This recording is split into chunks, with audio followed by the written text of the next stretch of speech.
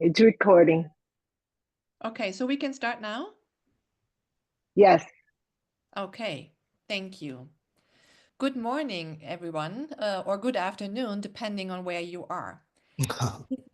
It is my absolute pleasure to introduce today's first keynote speaker, an extraordinary talent whose work is making waves on both stage and screen.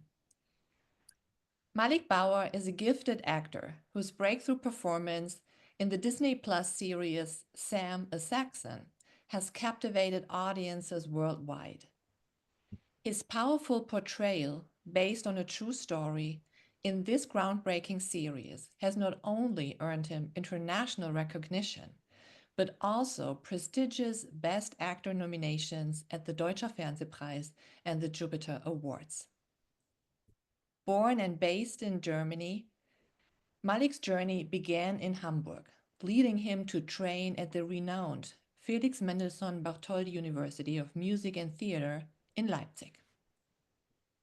His deep passion for storytelling has seen him grace some of Germany's most distinguished stages, including the Volksbühne Berlin and the Berliner Ensemble, collaborating with visionary directors like Pina Karabulut and Susanne Kennedy along the way. On German TV, Malick can be seen in Frau Jordan stellt gleich and Wir. Beyond the theater and screen, his versatility shines through in voice work, most recently in Teenage Mutant Ninja Turtles Mutant Mayhem, and as a speaker for MDR Kultur. For example, the productions Trauma and Justice and The Forbidden Rainbow. Malick Bauer is not only an incredible performer, but a storyteller who brings depth, authenticity, and heart to every role he takes on. It is my great pleasure to welcome today's keynote speaker, Malick Bauer, who will speak about re-kinning. Yeah, thank you very much, Zilke. Thank you very much to the BGHRA, our lovely and most distinguished and appreciated Rosemary Pena for allowing me the floor. Thank you for everyone out there taking the time out of your busy day. Here in Germany, we are pretty much on the cusp of our election that is coming next Sunday. So 2 days before that moment in time. And yeah, thank you very much for that lovely introduction as well. I will pretty much just take over from here on out. And yeah, thank you very much again to all of you out there that take the time to listen to me. Rekinning. Um, Even though the introduction has been very, very lovely, I will add a little bit outside of the professional realm to who I am as a person. Um, I myself am the son of a German white mother and a father from the Ivory Coast, um, which is where I got my, I might say, melanin from, which is, of course, a former French colony, right? And I was lucky enough to meet all of you, and especially Rosemary Pena and the BGHRA, through a tour we did in collaboration with our show Sam a Saxon for Disney Plus, which is available on Hulu in the US. And that moment of rekinning led to me being here, led to me now being able to speak to all of you beautiful people out there. And I want to use that term rekinning, go into different layers of how it is, I might say, related to what is happening today. So for myself, as I said earlier, you now know where I got my blackness from, I guess. Um, but that doesn't necessarily meant that that was always a part of myself that I had full access to. Of course, when you're born in Germany to a white mother and a black father, the reality of the society is sometimes interesting as you grow up. I always try to make this comparison. Growing up as a black child is in Germany especially, it's kind of like being a tiger or a lion or whatever, right? When you're a cub, when you're young, everyone comes up to you, touches you, most of the times without invitation. And the demeanor is something along the lines of, oh, wow, look, there's a baby tiger. How cute, how interesting, how beautiful, right? But then as you grow up and you grow into your adult self, you walk through society and all of a sudden there's a different reaction. Something along the lines of, oh, wait, whoa, over there. Have you seen it? Yeah, yeah. There's a tiger. Let's let's keep a close look at the situation. Let's be alert. Let's be aware at all times. What I mean by that is that in itself, growing up black in Germany is an interesting experience. You always have to imagine that Germany, now again, on the cusp of our election, is the country that has brought so much doom and sorrow into the world. And of course, the First and the Second World War, especially. And now we had this country, 1945, that was pretty much one of the most, if not the most, homogenous society ever, because everyone who didn't fit the norm, or I might say, the crazy and toxic ideals of Hitler, left the country either by choice, had to flee, or of course was eradicated.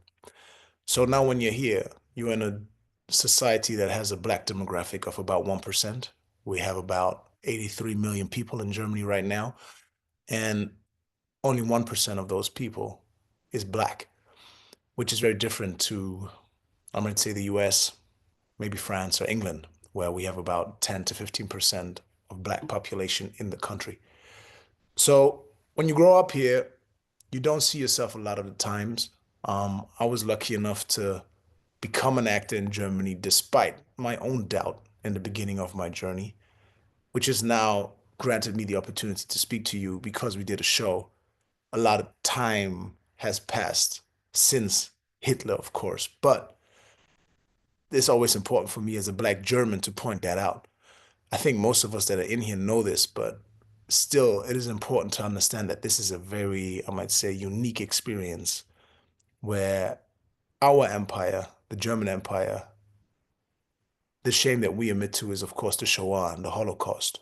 But our transgressions when it comes to colonialism often get swept under the rug. So again, I'm very happy to see you people here today, but also happy to, I might say, build my own identity for myself through media, of course, from other regions, right? But also through the interactions with the brothers and sisters from the German Black community. But again, as I'm talking about the rekindling, I might say within the confines of myself, very important moment for me was, of course, always my African father. Um, was present at times, but then he wasn't. And I still had, all these questions. So I was privileged and blessed enough to have a big African family over in the Ivory Coast that I could then message and converse with, with the, I might say, technological advancements of today. It was much easier and it still is much easier. But I still vividly remember a moment in 2018 where I went to the Ivory Coast to visit my younger brother. And through that journey, it really helped me as an artist as well with all these questions of self-expression as well. Because there's something in acting that is always related to revealing a part of yourself to the audience. And the more you know about yourself, the big term, of course, knowledge of self here, the better you can function as a conduit for storytelling. So I can only encourage each and every one of you out there. And I know sometimes these, I might say, journeys of self-discovery can be daunting and or challenging to take them in, if possible, from a, I might say, mental, emotional, and physical standpoint, of course. So yeah, that was pretty much a bit of an addition to the beautiful introduction that I just received in terms of my own journey, in terms of rekindling, in terms of finding that bond within myself to my own, I might say, blackness, but just identity. Because again, if I were to describe myself, I would always proclaim myself to be an artist first, and then I might say all these political markers of identification come second, but still they are an integral part of who I am today, especially as we all have to maneuver through our societies. Then I would like to now talk about the show that has been very much, I might say, yeah, the grand factor and me now being privileged enough to meet all of you beautiful people today, which is, of course, Sam Saxon. Sam Saxon and Rekinning. What is the relationship there? In the show, we give you the story of the real life first black German police officer. His name was Samuel Mefira. Samuel was a man who was born on the 1st of July of 1970. The same day that he falls on this earth, his father is killed under, I might say, heinous circumstances. People that study with him. Samuel's father was a well-educated, beautiful man who came to the GDR to study. People who studied with that man then had a problem with that black man procreating. I said it earlier, and I'm only bringing these, I might say, harsh topics up because I might say the related topics of the conference are reckoning and justice. Every empire only admits to one shame. In the GDR, basically the old paint of Nazi Germany were just overcoated with the new communist GDR regime. And there never really was a lot of atonement and reflection on the Nazi past. In that void, of course, the old programming was still very much alive. So Samuel lost his father, his connection to his Africanness, his blackness, on the same day that he was born. And then he had to maneuver through German society, the son of a now single mother, who was, of course, also ostracized by society, but at times even her own parents. And she, even though she was also a great and beautiful, intelligent woman, was at times overwhelmed. So there was always a lot of struggle and violence in Sam's youth.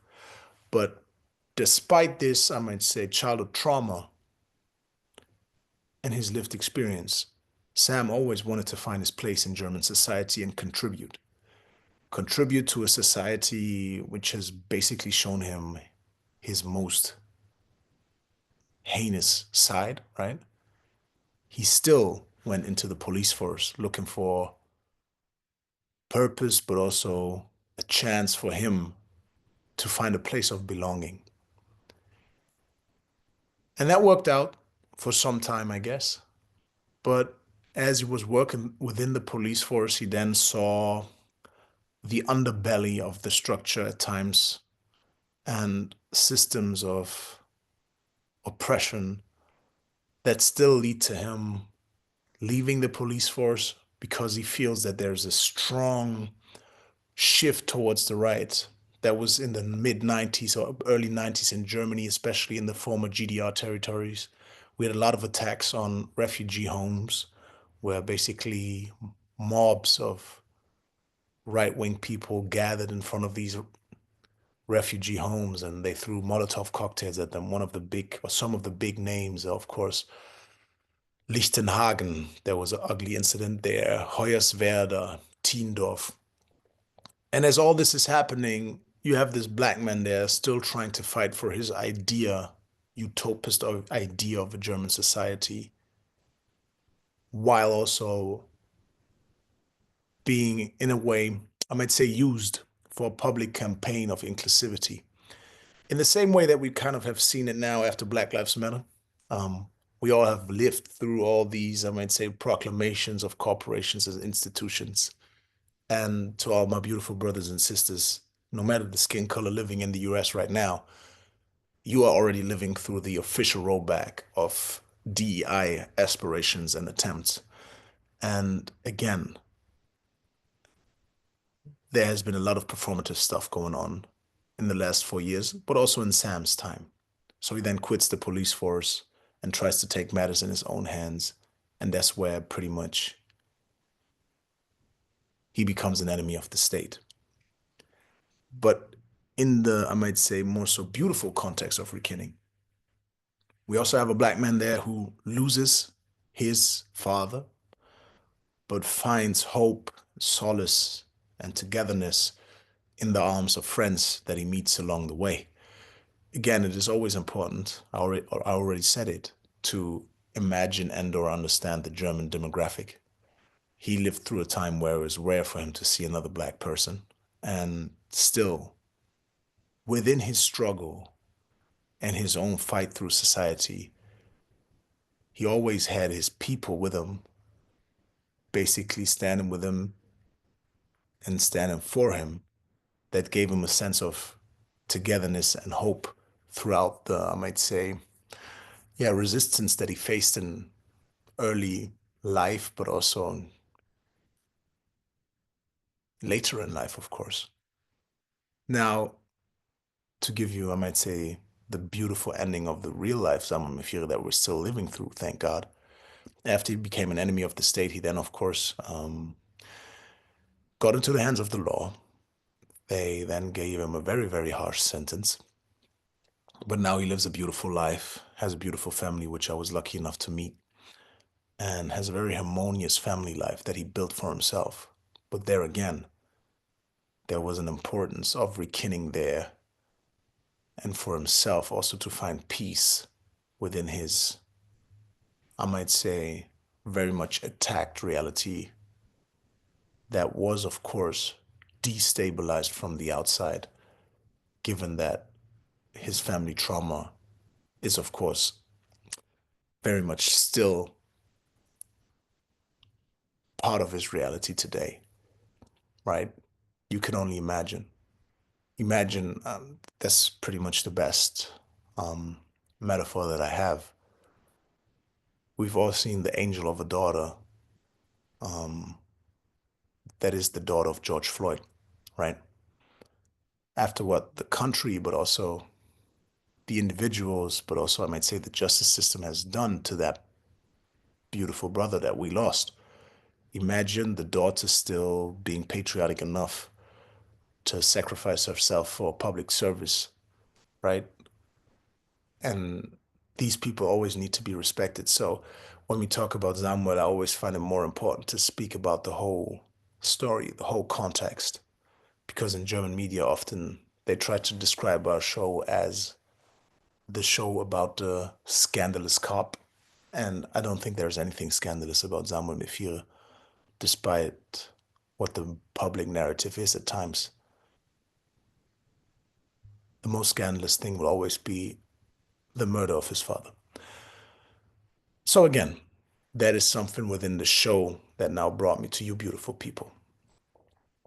Now we come to the, I might say, bit wider context, right? Because my own story is very, I might say, individualistic. And the story of the show is also the story about one individual person.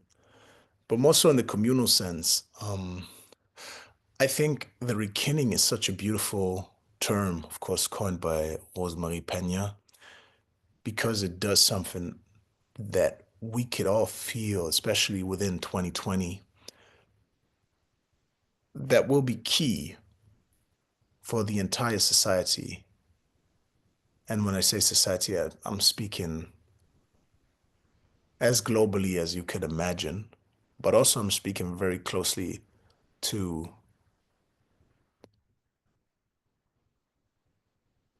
people that have Black heritage. There was a conscious awakening, you could say, within the confines of the Black Lives Matter movement. At times it was surface, but still it was very real.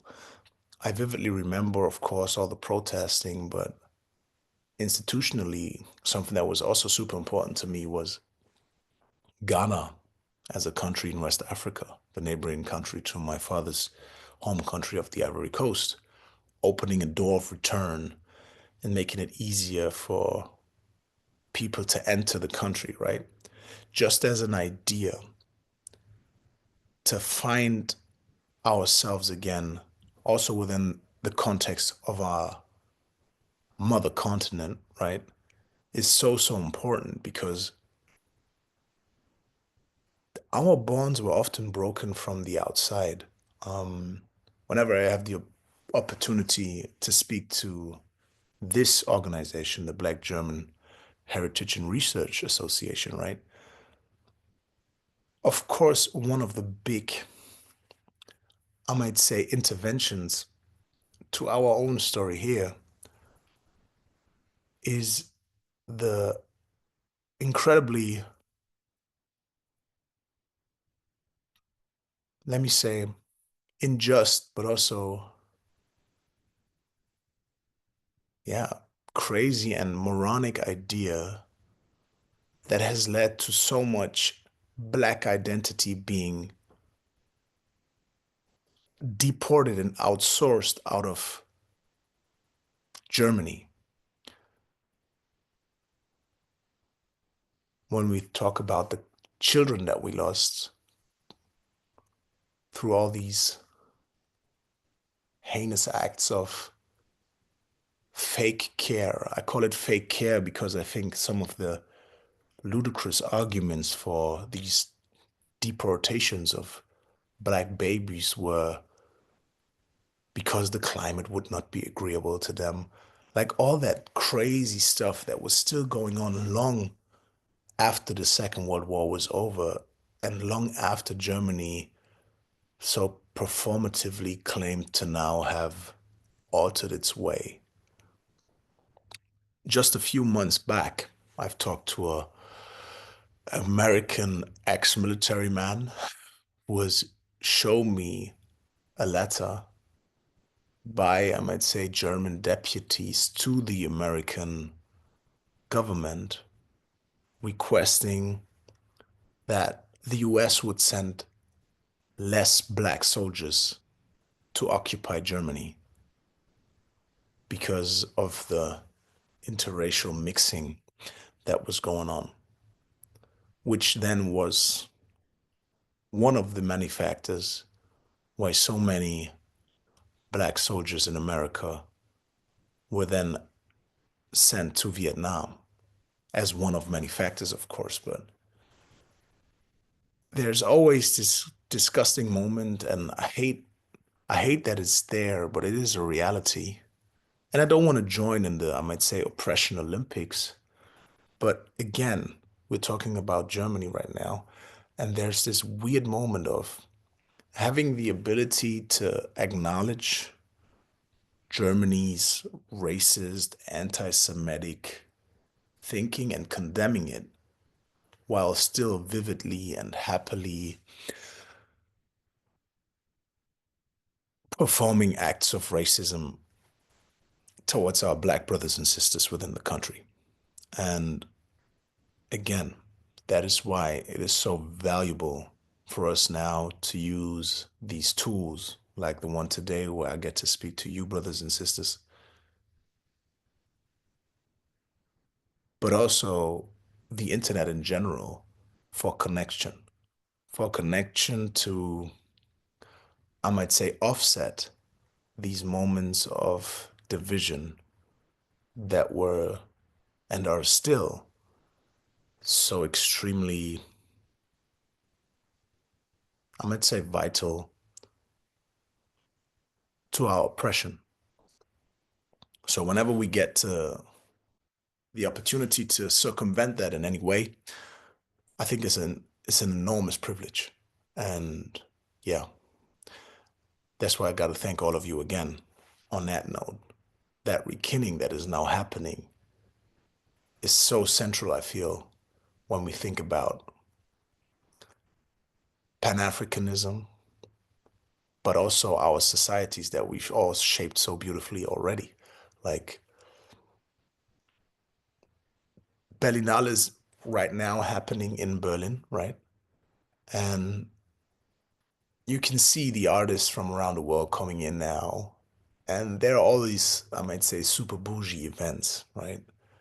Where people are standoffish and people basically try to exercise their status. But then, like 2 or 3 nights back, there was an event that was hosted by Schwarze Filmschaffende, which is like an organization of Black filmmakers. in collaboration with other, I might say, minority filmmaking groups. And the event that they hosted was by far the best event ever.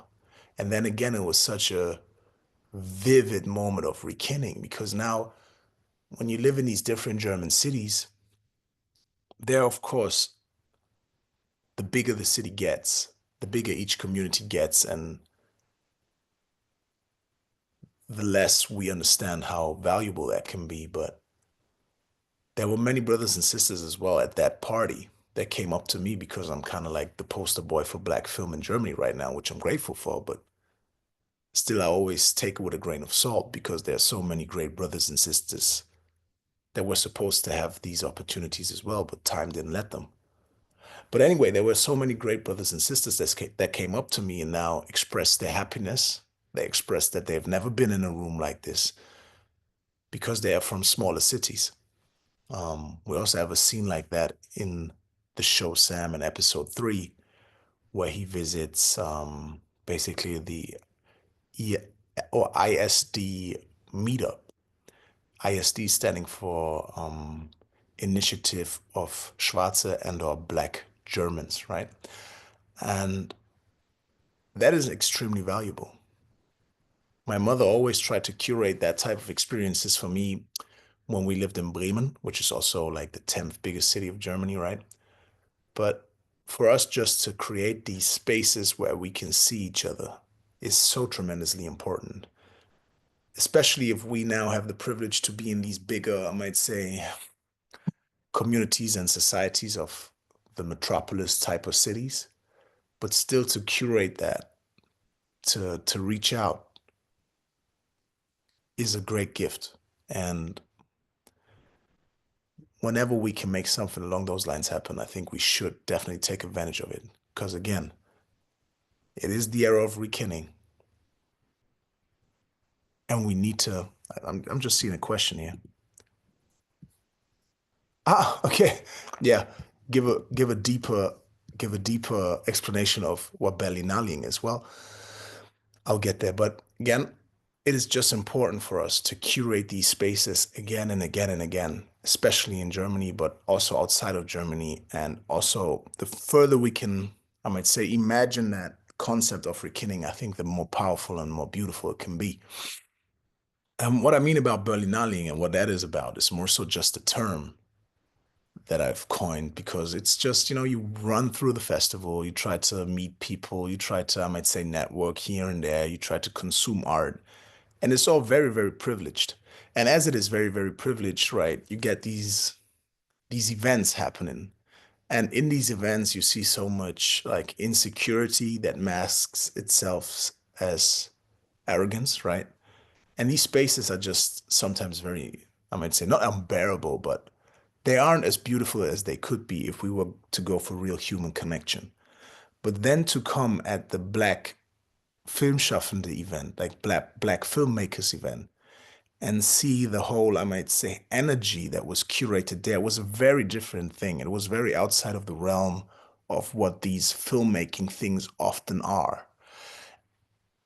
And that is something that is so, I might say, almost sad in a way about all oppressive structures because they do teach you humility. Whenever a person or a people in an individual or in a, I might say, group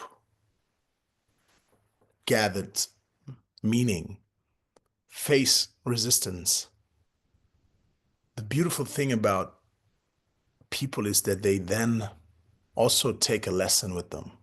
And the lesson in that case probably being humility, togetherness, and unity. And these lessons should never be lost.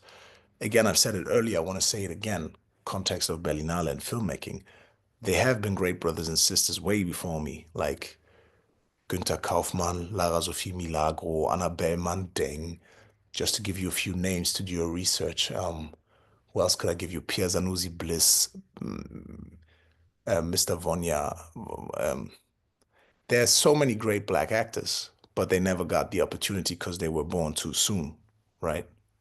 And Elizabeth Clark Hasters, of course, I could never forget you. I'm sorry. But these things, they don't come along because of one individual talent. They take years and generations of work. And I'm now born late enough to enjoy the fruits of my brothers and sisters' labor. But it's so important still for us now to understand what is going on, to understand the fight that it took for us to get here. I'm also saying this now to get to that, I might say, that's not necessarily controversial, I believe, but important part of the lecture, because I've now spoken about the rekindling and its importance. And we do live in an era of reckoning, though. Like all societal change happens on a pendulum. We've went from Me Too, Black Lives Matter into an era of now, of course, the pendulum swinging back. In America, it does so very officially with very official language against all exclusion of whiteness. And in Germany, it's still happening a bit in coded language. So whenever you try to pitch a project to maybe like a channel right now, a production house, they say it's too niche and they look for more escapism, which basically only means we want less political stuff because we don't want to offend any part of the market. Which is, of course, a shame, right? But also, it is a reckoning of vile systems now fighting for their space and fighting for themselves being upheld. And the status quo that was, in the best way, challenged, but also wants to remain alive. And now, of course, we live in a rollback. Also speaking about our beautiful transgender brothers and sisters, I extend you my support, and I'm sorry for, yeah, the losses in territory when it comes to the acceptance of your humanity. And we must definitely defend you as well. But still, we are living in a rollback. And on the full awareness that that is not coming from, I might say, the progressive spectrum of the discourse, I still must say, at times we, as I might say, if I were to position myself somehow politically, I guess I'd be a fairly progressive left person, right? There have been some mistakes that were made as well when it came to the discourse, right? At times, back to the topic of reckoning,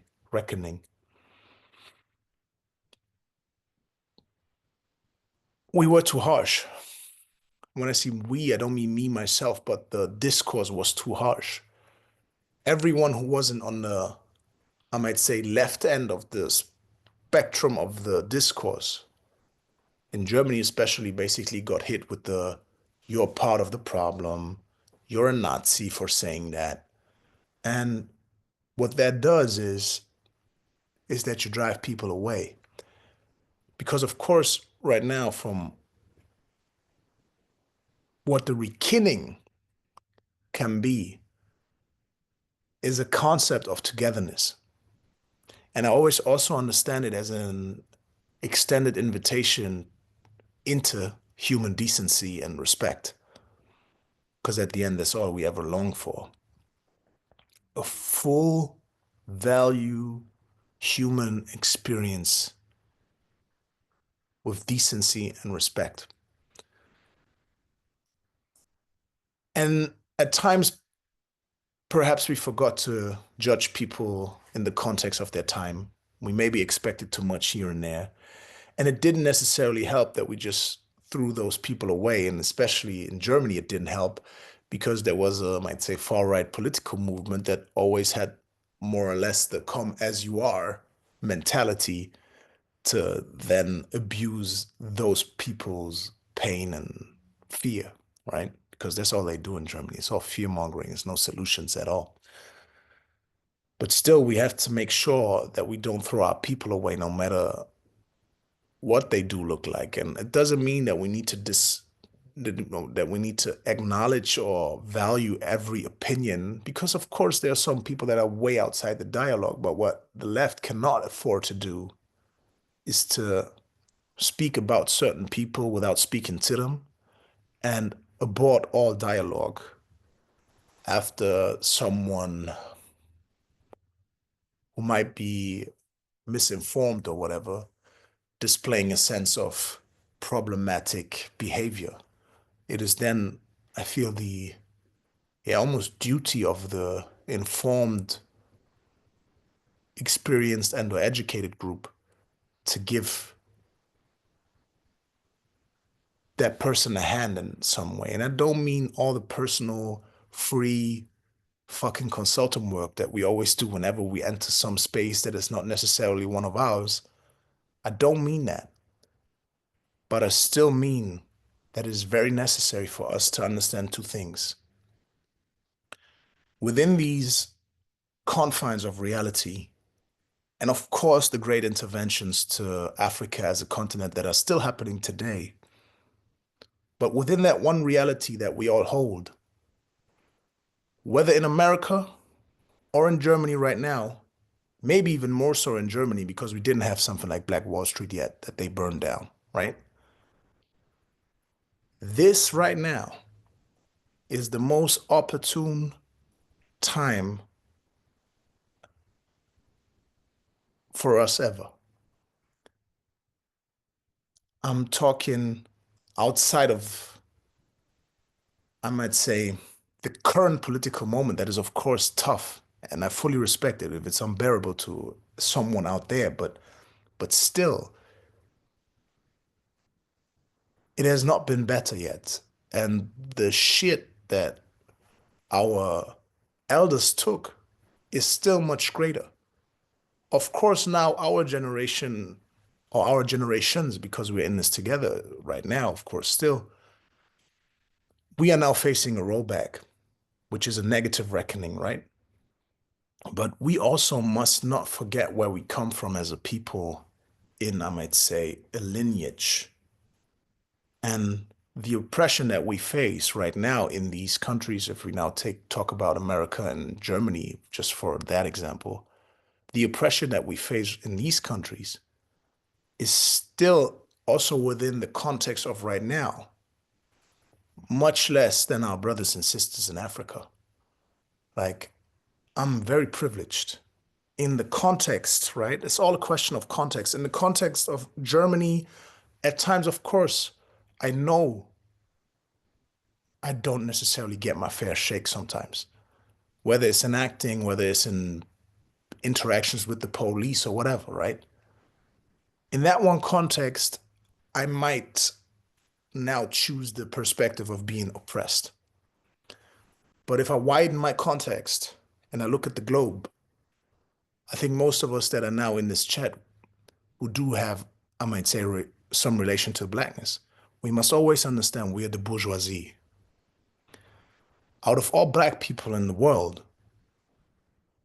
it is on us now to not hold back, to not leave the conflict of societal progress. That tug of war is ongoing. And I was saying this because there's this weird thing going on right now in the left within Germany, but also within America, where people are like, oh my God, this is getting so bad. I'm wondering whether I should just move out, which is fully respectable in a way, right? But also, if we don't speak, we have so many brothers and sisters, again, if we think more Pan-Africanistic, I don't know if that's a word, I just coined it, I guess, who don't get to speak at all. So I can only encourage everyone in terms of the reckoning that we're currently going through to stay steadfast, stay courageous, stay beautiful. Do as much as you can do without letting it affect your mental health. Take your breaks whenever necessary. There's nothing against that, right? But I just want to instill whenever I get to speak publicly in these times, within our countries, right? It's never been better for people that look like ourselves. And within our time, in a global perspective, we are the privileged. And there's also tremendous freedom and power that comes from taking that perspective, I feel. Because again, yes, within Germany, I know sometimes there is, I might say, a funky type of resistance that is not necessarily fair, right? But still, I try to acknowledge it without letting it define myself. Last but not least, I want to speak a bit about the topic of justice. Justice in terms of course, the very specific idea of Black German heritage. What I would love for us to get, and it is also related to our one great shame that we acknowledge here in Germany, of course, which is the Shoah or the Holocaust, and our beautiful brothers and sisters, Jewish brothers and sisters that we lost through that. There is a program in place for people of Jewish descent that now can still, I might say, retroactively apply for German citizenship. And it just doesn't make sense to me at all, especially given that there are so many beautiful people of Black German heritage that are, thank God, still alive in the world today, that this is not an option for. You remember me saying maybe that it was always so, I might say, cynical to me to watch Germany's performative remembrance culture towards the atrocities against the Jewish people, while being fully capable of ignoring our wrongs versus the Black population, the Black children that were born, but also our, I'm sorry if I'm not using the perfect political term here, Romney and Sinti population. It's not like we only did crimes against the Jewish population. That's not true. So if we now instill processes, and if we now instill necessary healing institutions and channels for them to, if they want to, if they choose to, despite the pain, become part of the fabric of German society, then I think we owe that to our Black brothers and sisters as well. And that's definitely one of my, I might say, missions along the way, as I'm lucky enough to progress my career, I guess. Last year when I spoke here, I had a very weird moment. And now again, I'm going back to myself, right?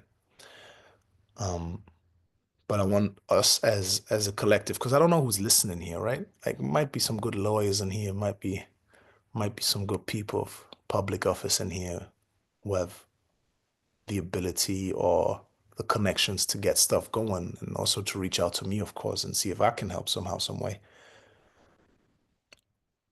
That needs to be done.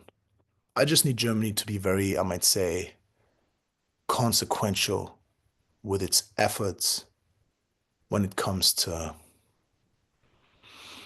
offering solace and atonement for our crimes. Our people are within that as well. We are still owed very much. Never forget that the concentration camps started in Namibia. And were then, of course, so pervasively expanded upon later on in Auschwitz and so on. But again, it's not like we ever had a moral awakening where we then denounced colonialism. We lost our territories. That was not by choice. That was not by progress. That was not by, let me name it, advancement in humanity in our government. It was just a military loss that Hitler then used to galvanize all these ideas of the great German Reich. I'm closing on that. in the full awareness that we get the privilege to vote. I'm closing on that again to the thing I touched on earlier. I think all of us in this chat or in this conversation here, or the people that get to watch it, are within the black bourgeoisie. So now for all my black Germans that are here, please go out and vote. Please do. Again, use your voice for those of us who A, in the past never had a voice, and for B, who now in the present still don't have a voice. And also for my brothers and sisters in America right now, you are living through a rollback. My mind, soul, and body is with you.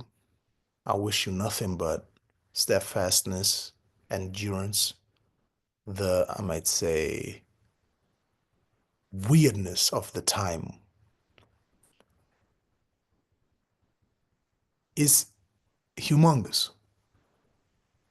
But I can still only invite you to do what you always done.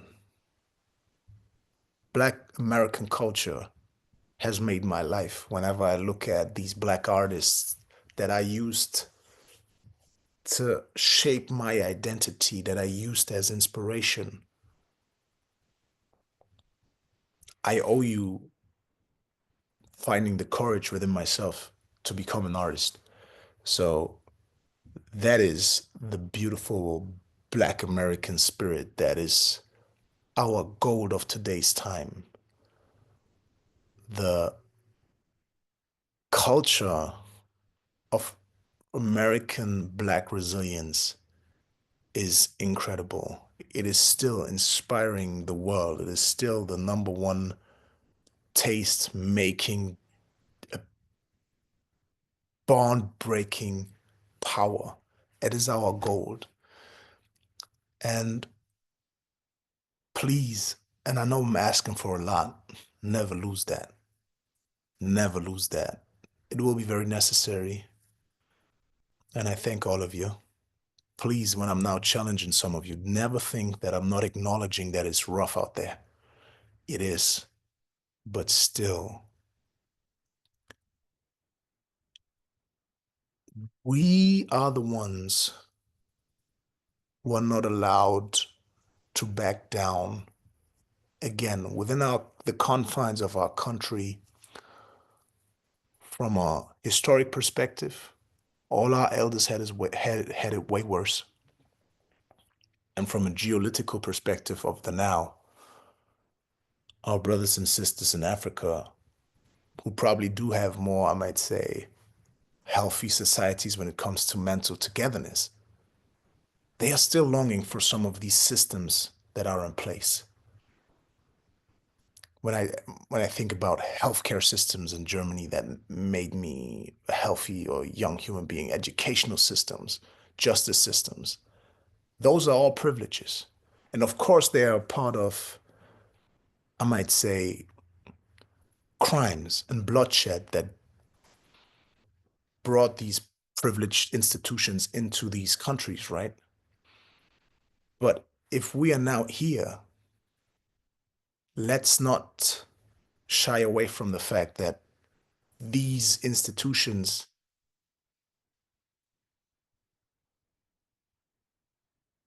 no matter how, I might say, horrid their origin at times might be, is the motivation for many of our brothers and sisters still coming across the ocean into these societies and risking their lives. So it is time to defend. It is time to mobilize in the best way. Find your tribe. Find the good people that do exist, right? And focus on them. And I thank you for your time. I guess I'm done here at this point. I would now like to open for questions if there are any. And I appreciate all of you out there. And again, from an intersectional perspective, right? That is where I'm speaking from. Like, yeah, within Germany, I'm a black man, boohoo, right? So tough. I'm also like, I don't know what the politically correct term right now is. I live in human decency. I don't live in political masturbation. Um, I'm a mixed guy from Germany. I'm heterosexual. I'm not the victim of any oppression right now. Let's watch out for all that centering. The question is, what is our position on the actual chessboard? And what can we do to help the people that are below ourselves in the totem pole? And in most cases, they do exist. Thank you. Thank you, Malik, for this keynote. Really a tour de force, I might say, through your own personal journey, your reflections on Sam, the series, and his life, his challenges. So thereby also sharing aspects of GDR history with us, the longer history of a Black presence in Germany up to the current political moment, nationally here with the rise of populism, right-wing extremism, which has been here all the time. It's not a rise, but it's an ongoing issue.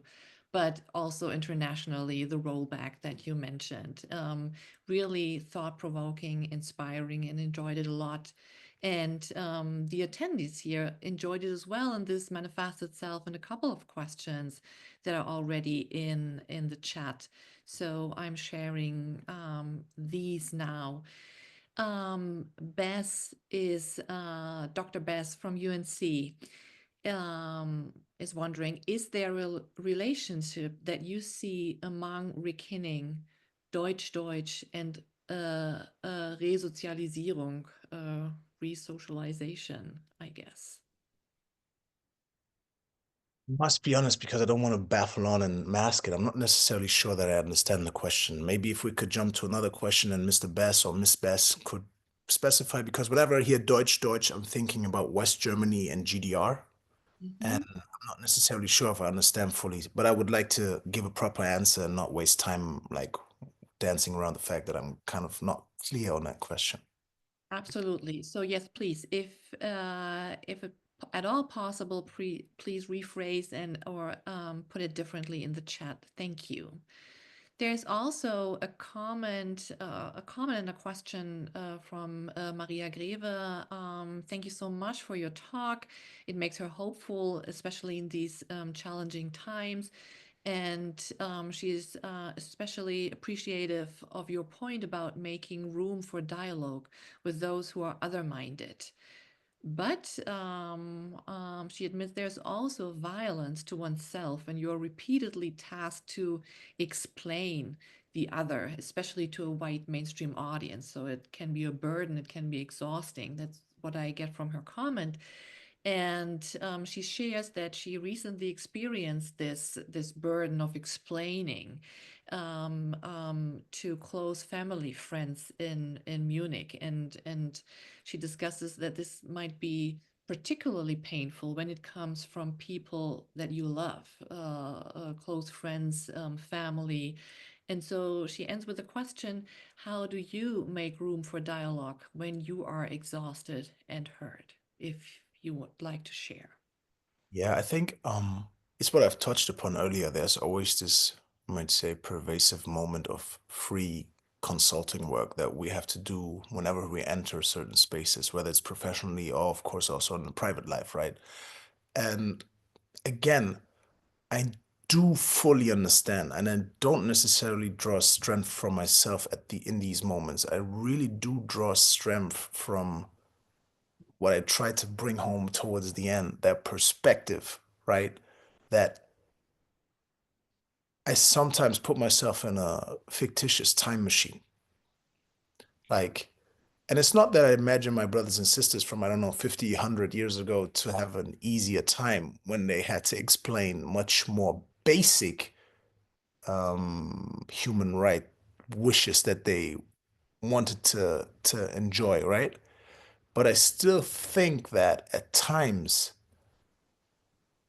that is where I draw my strength from. I just see myself as a conduit at this point.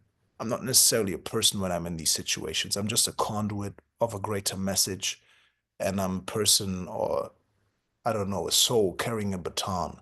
And of course, you have to be kind to yourself. That's why I also think said, of course, take your breaks whenever you feel you need them, right? But still also just build that awareness of, I don't know, your brothers, your sisters, your especially your aunties or your parents, right? The discussions that we have today, they probably have yearned for. And that's not fair at all. And again, make sure you don't overexhaust yourself because we need you out here, Miss Greve. But still, the invitation I only have is it's never been better. And that doesn't make it good. It's not what I'm trying to say. But still, try to assert your at the end of the day, develop brain.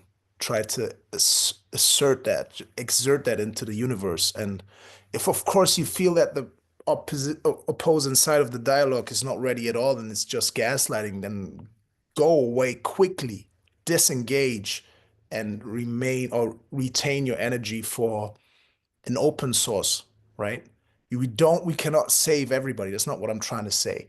There's like a hyper bad right-wing person there. Please acknowledge or thank them for making sure that you don't waste energy on them. But also, again, try to try to teach, but also be kind to yourself, I guess. Okay, there's another question by Elizabeth Clark Hasters, which I think might go in a similar direction. She wonders if you are aware of or asks if Black Germans, Black Americans living in Germany, uh, Black people living in Germany can create this space to have dialogue about these aspects of their existence. Your experiences, maybe a space to affirm and validate your experiences. And Elizabeth Clark Hasters writes that according to her experiences, these spaces are more party or business, and maybe that relates a little bit to what you shared earlier about the Berlinale. But she feels that conversations can support in moving past anger and toward our power to contribute to German society. And maybe if I interpreted this correctly, as a space also for healing that is not exhausting. Yeah, that's very true. I think like a friend of mine who I just worked with, her name is Nora Tschirner. Like she's a great German actress and artist at the end of the day. Um, she had this great idea. She was like, man, I think at times we should just meet up and play like board games and chill.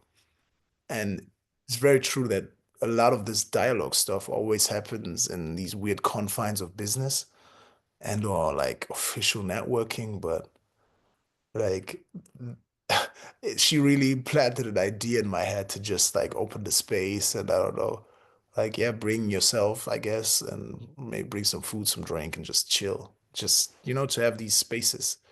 And I don't necessarily mean safer spaces. I would like also like to open these spaces for people with some questions, but still for like that's just the big problem I think we face right now. It's like that we're not really engaging in dialogue. Like it's just a shouting match, and we all live in these disgusting social media platforms, including myself. I'm not better than anyone. Where we live through our own confirmation bias, right? And whenever we hear people from the other side of the spectrum speak, we call them crazy, which is probably one of the worst things you can call a person. And again, all these social networks don't necessarily connect you to anyone who is outside of your, I might say, political realm at this point in time, which is also dangerous. So yeah, I can definitely I agree with Miss Hastis right there. Mhm. So maybe a plea for the good old German Spieleabend. Yeah, And something like that, but like it could be like a cool thing. I don't know, man. Meet like a whole meet a hall, put some board games there, put people there, let them talk. I don't know, chill, I guess. Excellent idea. Yes, and then there is another comment, a follow-up on the earlier question. By Dr. Best, I refer to the German title of Ich ein Sachse, ein deutsches Leben. Yeah. Okay. Yeah, got you. Okay, so thanks for clarifying this. And the question is there any reckoning for Sam? Yeah, well, just trying to rephrase for the people who might not know, the Deutsch is always the question of there were two Germanys when the wall was still up, right? So when Sam Mifire calls his book My German Life, he's talking about his reality living in the GDR until he was basically 20, then the wall coming down, and he now living in a different Germany. So it was, of course, West Germany and the GDR. And there's also a lot of rekindling that needs to be done there. Because from a sheer economical standpoint, when the wall came down, the West basically came in and pillaged. Um, we given that I was born in Bremen, which is the West, even though I studied in the East and I've lived in the former GDR for the last 10 years, but still, we as the West, basically as capitalism won, right, jumped onto the East like locusts, one might say, and bought up everything, the infrastructure. Whenever then I came back like 10 years ago to study in Leipzig, whenever I tried to rent a space, I had to talk to someone from Hamburg or Munich, which are, of course, super rich Western cities, because they bought up all of the property. So that moment of, I might say, yeah, being made to feel second class, being overwhelmed by a new system, opportunistic business people did not help with that, and business practices in total, of course. So we definitely need a moment there for Germany to acknowledge its transgressions towards the former GDR, just the territories. And that is something that Sam still advocates for heavily, as I do myself. These, I might say, far-right voting is higher in the former GDR territories than it is in, I might say, West Germany. And that is also based around that fact. There's a certain pain and a frustration there. And then, of course, when people come in and pain and or fearmonger, I also call them pain mongers, different experiences lend themselves better for a fruitful connection for that toxic mindset. So, and that is also so important. Like, these people are not bad people. They are people who've lived through, I might say, bad things and then made bad decisions. Like, I don't want to give them full atonement here, but again, the German relations are a problem, and the former GDR territories basically got, yeah, they got robbed at times. And when you now the raw population and you see refugees coming in and you feel that they get preferential treatment to yourself, then of course, that's the great trick of capitalism, I guess, is to make sure that the people at the bottom look left and right. They don't look up. And that's the main problem. So then again, you have a perfect cocktail for right-wing ideology taking a chokehold of a population. If I may follow up on that, as you were during your lecture talking about the true person, his story, I was wondering why, while filming Sam, or maybe prior, did you reach out to him, or did the production team reach out to him to seek approval, or was he involved in the way his story was narrated? Or could you maybe elaborate a little bit on how you got to meet him? Yeah, sure. He was involved. The story of Sam Saxon basically is also a story of the show itself. I mean, is a story of Germany as a market and as a country, because one of our producers, Tyron Ricketts, had been trying to produce the show for 20 years to play Sam himself with our showrunner, Jörg Winger.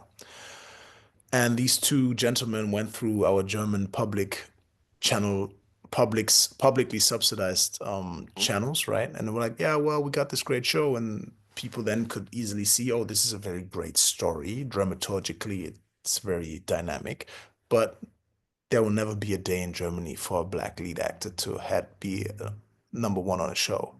So that information got passed on to Mr. Ricketts, who wanted to play Sam himself, but time, social political change didn't allow for it. And then with Black Lives Matter, there was a certain, I might say, awareness, wake up moment in German media, but still, it was Disney who had to do the show. American money, where diversity is part of the, I might say, core of the corporation at these times. And then that was the only way for us to do the show. Now back to Sam. Again, Tyron met Sam by chance when he was going through the GDR back then in 2001, and they got death threats by Nazis. He then looked for black security, which was Sam and his crew. So that's how he then heard of the story, and they still remained in contact. And Sam was consulting on the show, but more importantly, or we still are friends. Like our families, our wives, our children met, and he was there for me along the way. He gave me his book on its way to being still written. He gave me the raw files so I could always use it as a compass or to navigate through the story. And he was available for me 24/7 by phone whenever I had questions. And we also actually did like a week of touring his real life stations, he called it. So there's a moment in the show where you see the young Sam standing atop of a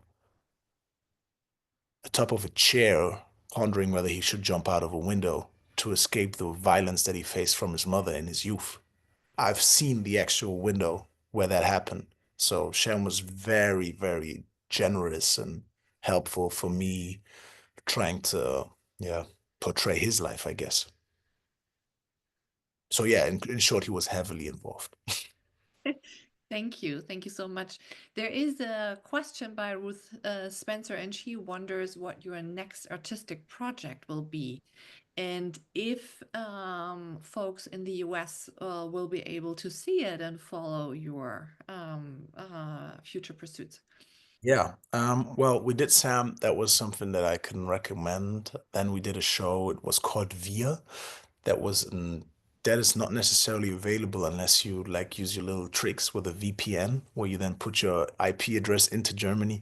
That was on ZDF. On the fourth season, I was the lead. I also helped produce it. And it's a story about a black family, two black brothers that are still dealing with loss. And yeah, it's, I might say, manifestations and grief. Other than that, I was lucky enough. We're now like number one on the cinema charts with a movie by Caroline Herfurth. It's called Wunderschöner. That's currently in the German cinemas. It should go to Amazon or whatever, Apple Plus, or where you can buy movies, basically, right? It should be available there sometime within like 3 months, I guess. And then I shot a movie that is actually shot in English. It's called The Physician, and that is coming out on Christmas. But I think they're still fighting for a US release. So yeah, if there are any people out there who can help with that, please do. But that was like pretty much the biggest movie of last year from what has been produced. That was like a big budget German movie. We also got some Hollywood people in there, so maybe we can see it. And that should at some point, but probably sometime next time, at this time next year, also hit streaming platforms. Okay, so there's ample opportunity Yeah, I to. was lucky, man. Like like just to add on that, I said it earlier concerning, I know sometimes in Germany, I don't necessarily myself get my fair shake. I know what I did on Sam Saxon, and when that came out, I put my phone on my table and I was like, "Oh, they're gonna call me now." Well, nothing came for a year. And then because you also in your introduction, you talked about some nominations, but we also won some awards. Probably the most respected one, which is the Grimme Award. We won as a show, but I also won individually as a like for my acting individually, I guess. And then these opportunities that I was just privileged enough to talk about, they came along then. So yeah, at times it's still a bit of a, I might say, interesting experience, but they're starting to come around on me, which I appreciate, but it is a bit delayed in some sense, I guess. And it's okay. Again, I'm probably, if not the most privileged Black German actor of all time. From an artistic standpoint, does that mean that I get my fair shake? Well, let's say by 60 or 70%. And there's still a part that they then try to deny. It's the same phenomenon with our Black athletes over in America. Whenever a white athlete does something special, they say it's hard work, it's work ethic, it's genius or whatever. When a Black athlete does the same thing, they say he's a freak of nature, like he didn't sacrifice in the gym or on the training grounds, you know? So we take it with a grain of salt, but we move on. And also, I shot my first actual like Hollywood production last December in Ireland. I had a small part, but that is starting now too. God willing, I can work more there. If there are any brothers and sisters out there who work in entertainment, feel free to reach out. And yeah, that's pretty much how it's been going. But again, like you learn to take the ebbs and flows. You learn to take the ebbs and flows. Well, thank you. It looks like you're on a high, riding the wave right now, which is great, and we hope it will continue that way for the years to come, in Germany and internationally. You most certainly deserve this, and we very much appreciate your time, your being here with us, and appreciate your wonderful and inspiring lecture, Malick. Oh yeah, I wanna thank you personally, Zilke, for helping curating and moderating this so beautifully. I want to, of course, thank the beautiful audience for taking the time out the day, whether it be now or later on YouTube or whatever. And of course, our most special, yeah, Rosemary Pena, Elizabeth Clark, Emily Fraser Raff, Keith Green, Sonia, like the whole team. Thank you for curating this. I wish you nothing but fulfillment and happiness. I'm very proud to be here and privileged, and much success for the further conference. And thank you for your efforts. Well, thank you again. And thank you to the audience for being with us this morning/afternoon. And now we have a short break and we'll reconvene at 10 a.m. in the US and 4 p.m. For those in Germany. See you in a moment. Bye-bye.